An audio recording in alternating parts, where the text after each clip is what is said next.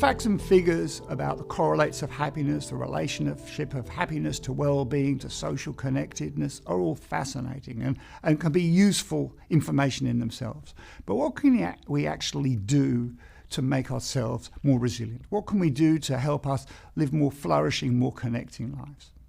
Well, a few years ago, I was lucky enough to be involved with the ABC program, Making Australia Happy, and I worked with that crew to develop a simple 8-step program that would people could apply, that would be evidence-based, that people could apply in their day-to-day life. And we did a great documentary on that, and it was really powerful, impacting. I'd like to share some of those ideas with you because they form a very useful package. Now, I'm not saying there are only 8 steps. There might be 9.5 steps. There could be 7 steps, But these are a collection of principles that we can utilize in our daily lives. And the first one is about linking goals and values. Now, often we think about goals as things we have to do. We feel we're compelled to do them. And often we engage in kind of goal pursuit. That is, we're trying to achieve things in our lives and we feel disconnected and we feel tired or overwhelmed, or we feel we should be doing it. One of the big mistakes that people often make when they're setting their goals is they don't connect them to their values. When I'm talking about values, I'm not talking about some sort of ethical or religious framework. I'm talking about what really resonates for you as an individual. And it's important to distinguish your personal values, the things that you value in your life, from the things that society or other people say that you should value.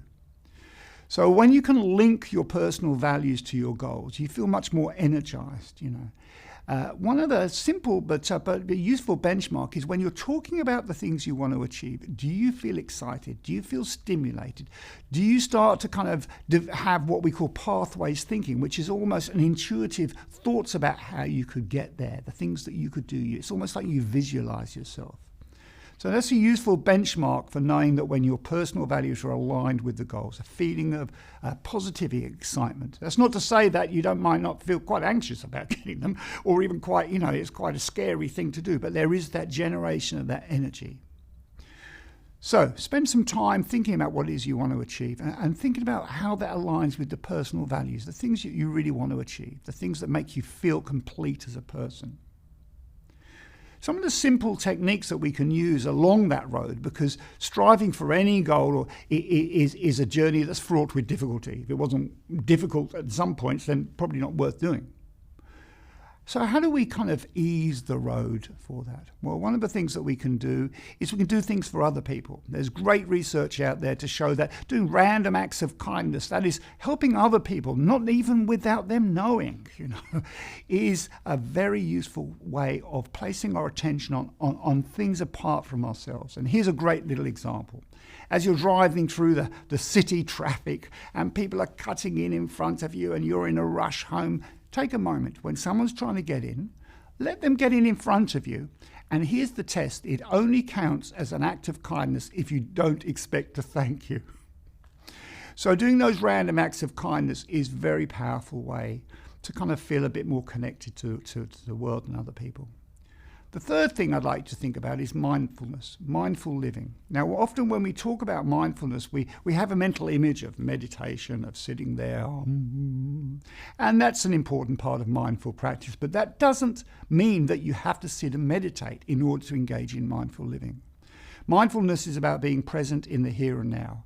It's about accepting life with a view of compassion and non-judgmental stance, which is easier to say than do.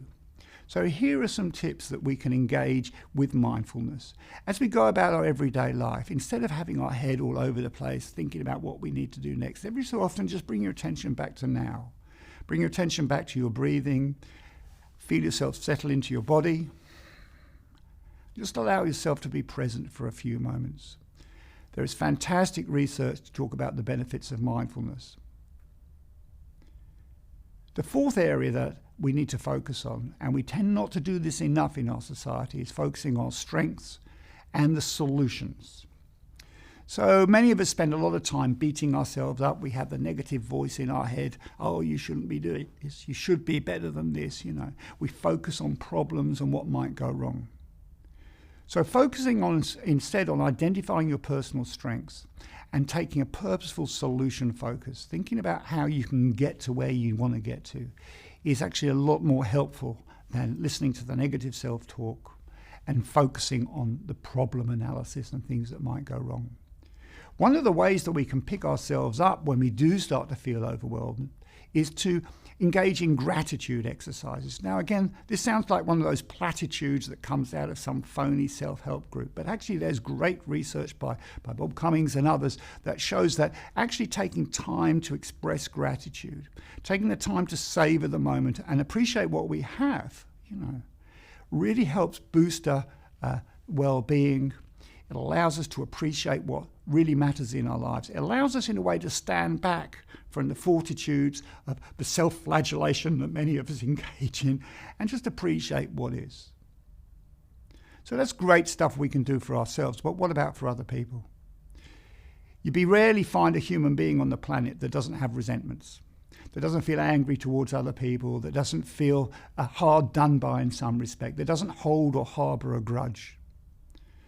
When you think about it now, the notion of harbouring a grudge, what does that mean? Well, a harbour is a safe place. It's a place where ships come to settle from the storm. So when we harbour a grudge, what we're doing, of course, is we're taking that resentment, that anger, and we're making a safe place for it inside so it festers like some sort of putrid spiritual mess. One of the ways that we can deal with that, and I'm sure that we would all agree that that is not a helpful way to be living our lives, to have that resentment. One of the ways we can deal with that, of course, is by forgiveness. And writing a forgiveness letter, and this is a hard thing to do. And in fact, the more resistance we have towards doing this, probably the more we need to do that.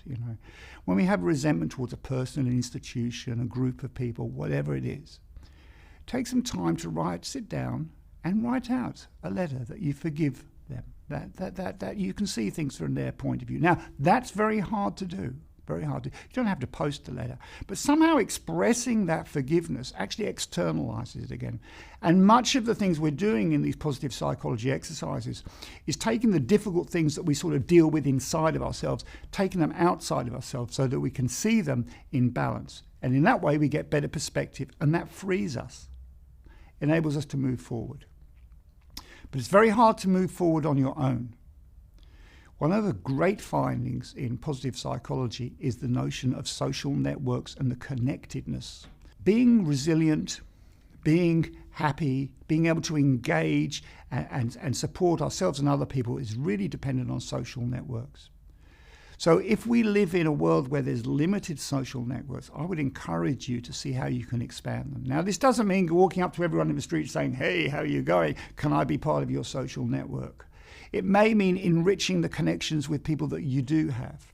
It certainly means spreading your kind of area of focus from yourself onto what you can do for other people. And here we see how this notion of social networks actually connects to a lot of the other things we've spoken about already. Taking the attention so much off yourself and really putting it out there.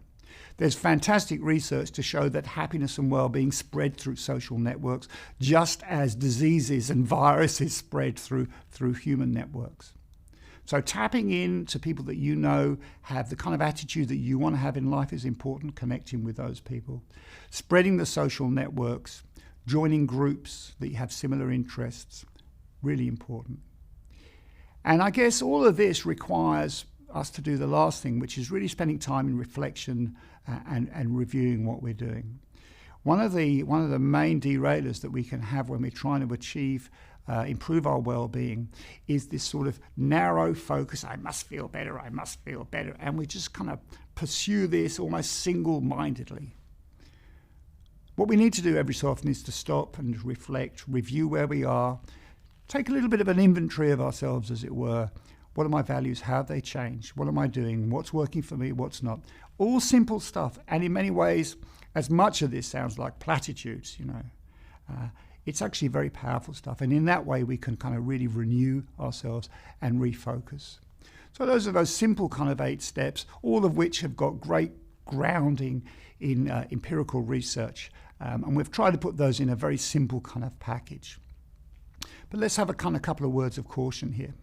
First of all, transformational change is a rare thing. It's very rare for somebody to go from extremely depressed to brilliantly happy, or to become very much an introverted or reflective person, someone who's hugely extroverted.